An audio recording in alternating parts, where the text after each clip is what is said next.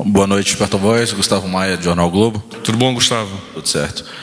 Porta-voz, o presidente participou diretamente da decisão de trocar o subsecretário-geral da Receita Federal, o José Paulo Ramos Fachada Martins da Silva? Você está falando do segundo homem da Serra. O presidente conversou com o ministro Paulo Guedes, mas atribui a responsabilidade pela condução e gestão das equipes de cada um dos órgãos aos respectivos responsáveis. Ele foi consultado de alguma forma sobre isso? Então, como eu disse, ele confia no desempenho e na avaliação de cada um dos seus subordinados diretos, na avaliação das equipes que transformam e trabalham no entorno de cada um deles. Só aproveitando mais sobre outra questão, o PGR, o presidente pretende anunciar amanhã o nome e a escolha para PGR, comando PGR? O presidente comentou comigo há pouco que, em face do número elevado de pessoas extremamente qualificadas, ele tem tido dificuldade, sim, de fazer a seleção final. Ele está debruçado sobre cada um dos nomes, aprofundando o conhecimento e percepções, e no momento adequado ele fará essa divulgação. De forma que eu não posso afiançar-te que amanhã ele fará essa divulgação. Boa noite, porta-voz. Fábio Murakawa, do Valor. Tudo bom, Murakawa? Tudo bem. Porta-voz, sobre essa conversa que o presidente teve com o ministro Sérgio Moro de manhã, né? O senhor disse que eles discutiram alguns vetos na lei de abuso de autoridade aprovada pelo Congresso. Foi definido algum veto especificamente? Quais vetos são esses? Sim, o presidente vetará alguns pontos, mas não me adiantou quais esses pontos ele terá. Até por sua posição como membro e chefe do Poder Executivo, ele terá a indicação desse veto. Então, sim, serão realizados vetos, mas ele não me adiantou especialmente quais serão esses vetos. Boa noite, porta-voz. Thalita Fernandes, da Folha de São Paulo. Tudo bom, Thalita? Tudo bem. Porta-voz, o Brasil cogita rotular como terrorista a organização libanesa Hezbollah? E se sim, se isso deve ser estendido para a Irmandade Muçulmana? E não ficou muito claro sobre a participação do presidente na demissão do número 2 da Receita. Ele fez algum tipo de pedido, fez algum comentário ou ele não participou dessa decisão? Não, Obrigada. Como eu disse, o presidente atribui a responsabilidade da decisão da montagem da equipe aos seus respectivos chefes de órgão, de secretaria, no caso, como você me adianta por meio da sua pergunta. Sobre o Hezbollah. Eu desconheço esse assunto, eu posso avançar o conhecimento junto ao presidente e te retomo assim que tiver alguma posição dele. A MP do COAF deve sair amanhã? Vai ser uma MP mesmo? Já está assinado? Sim, será por meio de uma medida provisória, quando então o COAF estará subordinado, estará sob o guarda-chuva do Banco Central, transformando-se numa unidade de inteligência financeira que será gerenciada, que será complementada por funcionários daquele órgão financeiro que é o Banco Central. Nós não temos ainda o dado para te avançar. Há a probabilidade de que saia assim a curto prazo. Porta-voz, boa noite aos presentes. Edu Oliveira, Folha do Brasil. Tudo bem, Edu? Eu trago hoje duas perguntas. Edu ou Eduardo, teu nome? Alguns chamam de Edu, outros chamam de Eduardo. Mas certidão de nascimento? Eduardo. Então tá bom, Eduardo. Eu trago hoje duas perguntas feitas pelos brasileiros. A primeira é do Eduardo da Silva Costa, do Maranhão. Eu tenho 29 anos, sou pai de família e desempregado.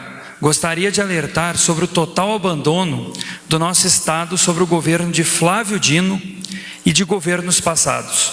Sofremos com as piores estradas, pior educação, pior saúde e pior segurança. O que pode ser feito pelo governo federal para ajudar a mudar nosso Estado para algo digno de seres humanos? Obrigado pela tua pergunta. O governo federal vem desencadeando uma série de ações. Deixe-me achar aqui o meu Cabral para facilitar a tua resposta. Muito bem. Somente no ano de 2019, o governo federal já aplicou recursos em toda a região Nordeste, em diversos setores, dos quais podem ser destacados. E aí vai num contexto mais amplo, que inclui naturalmente as questões referentes ao Maranhão, que é o cerne, que é o core da tua questão. Na área da educação, 16,8 bilhões de reais. Na saúde, 247,2 milhões de reais a serem empregados principalmente unidades de pronto atendimento, UPA, serviço de atendimento móvel de urgência, que é o SAMU, e para a realização de cirurgias eletivas. No turismo, 41,5 milhões referentes a obras de infraestrutura. O Ministério do Desenvolvimento Regional já empregou 6,57 bilhões no Nordeste em programas habitacionais, obras de saneamento, mobilidade e segurança hídrica. De tudo que foi dito, conclui-se claramente que o governo federal, por meio do senhor presidente Jair Bolsonaro, tem a intenção perene de estar ao lado dos nossos irmãos nordestinos, independente de qual estado venha a ser esta ajuda do governo federal. A segunda pergunta é de Antônio Silvano Júnior, do Paraná. Gostaria de saber se há alguma possibilidade de algum projeto sobre a liberação de cassinos no Brasil. Não, da parte do governo federal, no momento não há essa possibilidade. Nós sabemos que alguns projetos estão em tramitação ou estão por serem apresentados à tramitação no Congresso Nacional, mas da parte especialmente do governo federal não. Boa noite, é Ingrid do Correio Brasiliense. Tudo bom, Ingrid? Tudo. A Consultoria Legislativa do Senado, ela emitiu um parecer em que ela considera nepotismo a provável indicação do Eduardo para embaixador. Eu queria saber se o presidente esboçou alguma preocupação ou se ele acha que essa demora no processo possa dificultar a aprovação do nome do filho. No Exército, nas Forças Armadas, nós dizemos que preocupação não é ação tática. Ou seja, não é ação que exige um reforço ou um movimento do presidente. Não obstante, com relação à sua pergunta, ele respeita as decisões emanadas do Senado Federal, o que inclui avaliações internas de servidores daquela casa, mas gostaria de destacar a súmula do STF, que não reconhece a figura do nepotismo em casos semelhantes. Por consequência, aguarda com serenidade a análise por parte do Senado quando o nome do deputado Eduardo venha a ser submetido àquela casa. Mais uma pergunta. Começou hoje em Salvador a Semana do Clima da América Latina e do Caribe. O evento ele é realizado pela ONU e discute questões ambientais importantíssimas, né, como o desmatamento. Ao que parece, não contou com a presença de ninguém do governo ou do ministério. Contará com a presença do ministro do Meio Ambiente, Ricardo Salles, na próxima quarta-feira, é o dado que eu tenho.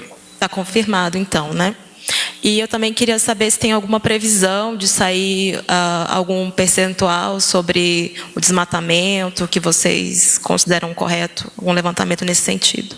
A questão não é considerar correto ou não correto. Há um processo de análise por parte do Ministério do Meio Ambiente, incluso com a contratação de uma firma por meio de licitação para o levantamento de dados com alta precisão e que possam permitir àquele órgão uma pronta ação. Não apenas deixarmos passar um mês, 2 meses, 1 ano para verificarmos que se eventualmente numa determinada área existe desmatamento. Ao revés, é estarmos sempre prontos a estarmos no local no menor prazo possível e dialogarmos com as pessoas daquela área e a convencermos da impossibilidade de continuar desmatando pelo princípio do governo do presidente Bolsonaro, que é meio ambiente com desenvolvimento sustentável. Isso ele vai buscar seriamente junto aos órgãos que estão sob a sua guarda e também pelo convencimento da sociedade. Délis Ortiz, TV Globo. Boa tarde. Tudo bom, Délis? Tudo bem. O senhor falou que na conversa, na agenda com o ministro da Educação, o presidente tratou da reitoria do Ceará. Está saindo um diário oficial extra agora, já com a indicação. Eu queria saber se o presidente considerou a lista tríplice ou manteve o padrão que vem adotando A de informação não que ele me considerar. deu há pouco mais de uma hora é que estaria considerando sim as análises efetuadas pelo ministro Abraham Weintraub e que estavam inseridos dentro da lista tríplice. Eu não sei se do momento que ele conversou comigo para agora houve alguma modificação. Está considerando a lista tríplice, então. Sim, foi isso que ele me falou. E o nome, o senhor não pode Não, dizer, não mas vai sair no desconheço. Diário Sim, Oficial isso foi- Extra agora. O que me disse o presidente e que tratou com o ministro da Educação foi sobre isso. Com relação ao momento que isso será divulgado, eu não tenho como te adiantar agora. Posso, naturalmente, fazer a consulta lá à SAGE e te adiantar em seguida. Ok, obrigada.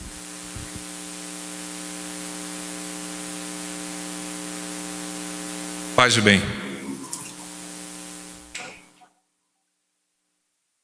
Tá bem. Boa noite, tudo bem? É Luciana Verdolim, da Jovem Pan. Tudo bom, Luciana? Tudo bem. Voltando à questão do COAF, por favor, tem muita gente reclamando que o COAF no Banco Central pode perder o poder de investigação, pode perder aquela parceria, aquela sinergia com outros órgãos. O senhor acredita que dá para garantir que isso não vai acontecer? Sim. O senhor quer comentar, fazer algum... Dentro do contexto da gestão, da governança do presidente Jair Bolsonaro, ele tem a preocupação claramente já divulgada, esboçada para a sociedade, de que o combate à corrupção seja primordial e esse combate deva ser realizado pelos órgãos que melhor tiver capacidade de fazê-lo. Por consequência, essa mudança de posicionamento não inviabilizará esse combate tão importante. Então, é dentro desse contexto que o presidente fez, por meio do assessoramento do Ministério da Economia e do Ministério da Justiça e Segurança Pública, essas pequenas modificações, a fim de, posicionando essa unidade de inteligência financeira, obtenha dela a mais eficiente, eficaz e efetiva ação. Hoje foram retomadas também as conversas, as negociações para aquele acordo lá com o Paraguai para a utilização da energia de Itaipu. O senhor tem alguma informação, algum comentário? Nós mantemos, o presidente mantém-se informado a partir do ministro das Relações Exteriores, do ministro de Minas e Energia e do próprio presidente do lado brasileiro de Itaipu.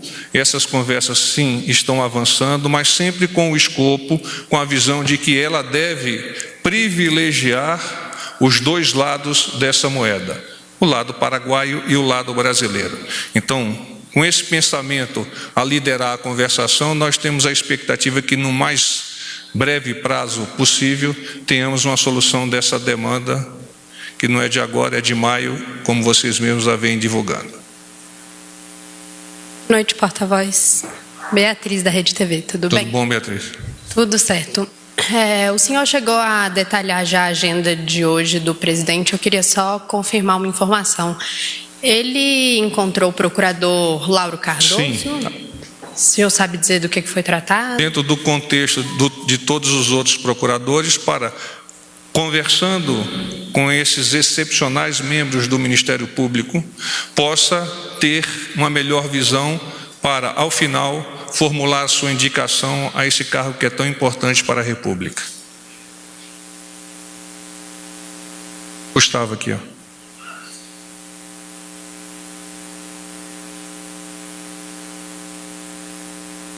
A última sobre essa questão da PGR, queria saber quem foi que apresentou o subprocurador Antônio Carlos Simões Martins Soares ao presidente. Eles se encontraram na semana passada, e se a indicação dele foi feita pelo senador Flávio Bolsonaro ao presidente diretamente. Todos aqueles que estão a apresentar-se como candidatos a procurador-geral ou procuradora-geral da República, eles passam por um processo de audiência com o senhor presidente, que inicia-se a partir de uma solicitação desta audiência e, a partir desta solicitação, uma análise da assessoria direta do presidente por meio da sua chefia de gabinete. A partir daí, o presidente delibera receber ou não. Como ele vem se mostrando extremamente aberto a fim de captar as maiores informações, ele tem recebido todos aqueles que vêm solicitando esse encontro para apresentar-se a ele e colocar os seus posicionamentos pessoais e institucionais. Não ficou claro, foi o senador Flávio, reforçando a pergunta do Gustavo, colega? por favor. Esse caso foi o próprio subprocurador que pediu? ou A o senador informação Flávio? que eu obtive, sim, foi o próprio procurador, como tantos outros procuradores e procuradoras o fizeram para atender a uma audiência com o senhor presidente. E o senador Flávio fez a recomendação pelo nome dele? O senador Flávio, como tantos outros parlamentares, recebe em audiência inúmeras autoridades, mas no que toca ao nosso presidente, esse processo ele é filtrado por meio da chefia de gabinete da Presidência da República. Então, nesse caso, não teve a participação do senador Flávio, porta-voz? Como eu disse, a análise para receber uma audiência com o senhor presidente da República é feita pela chefia de gabinete da Presidência da República. Eventualmente, pessoas podem indicar à chefia de gabinete da Presidência da República alguém que deseje conversar com o presidente. Não especialmente o senador Flávio, mas também o senador Flávio, como quaisquer outros senadores ou quaisquer outros deputados.